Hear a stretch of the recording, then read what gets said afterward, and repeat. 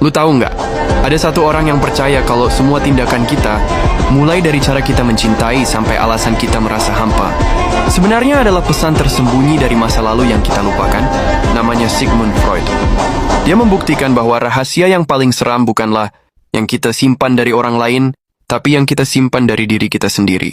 Freud lahir tahun 1856 di Freiburg, wilayah Kekaisaran Austria. Dia anak yang cerdas tapi pendiam dan ia sangat menyukai belajar. Sejak sangat mudanya hidupnya dipenuhi tekanan.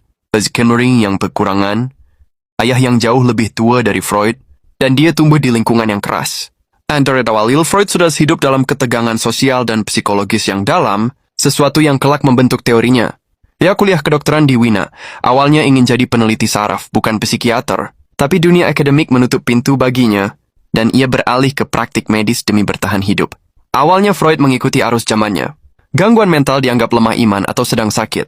Tapi saat ia bekerja dengan pasien histeria, orang-orang yang lumpuh, bisu, atau kejang tanpa sebab fisik, ia melihat sesuatu yang lain. Bersama Joseph Breuer, Freud menemukan bahwa ketika pasien membicarakan trauma masa lalu, gejala mereka mereda. Dari sinilah ide-ide itu lahir. Penyakit mental bisa berasal dari pikiran yang ditekan, bukan dari tubuh yang rusak. Freud mulai menggali lebih dalam, terlalu dalam untuk ukuran zamannya. Ia bicara soal alam bawah sadar, mimpi sebagai pesan tersembunyi, dan konflik masa kecil yang membentuk kepribadian dewasa. Dunia medis dan gereja sedikit tidak setuju. Ia akademisi juga sama. Freud dijauhi, dianggap salah, tapi dia nggak mundur.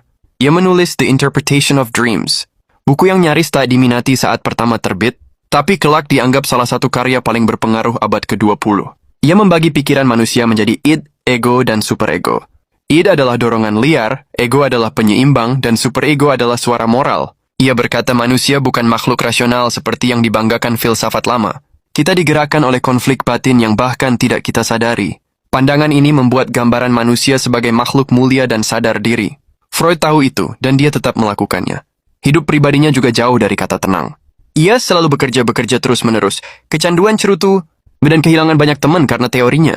Murid-muridnya seperti Jung dan Adler akhirnya pergi karena perbedaan ide. Freud semakin kesepian, tapi justru disitulah ia semakin tajam. Ia menulis tentang kecemasan, agresi, agama, dan peradaban. Baginya, keyakinan adalah ilusi kolektif. Peradaban adalah hasil represi massal.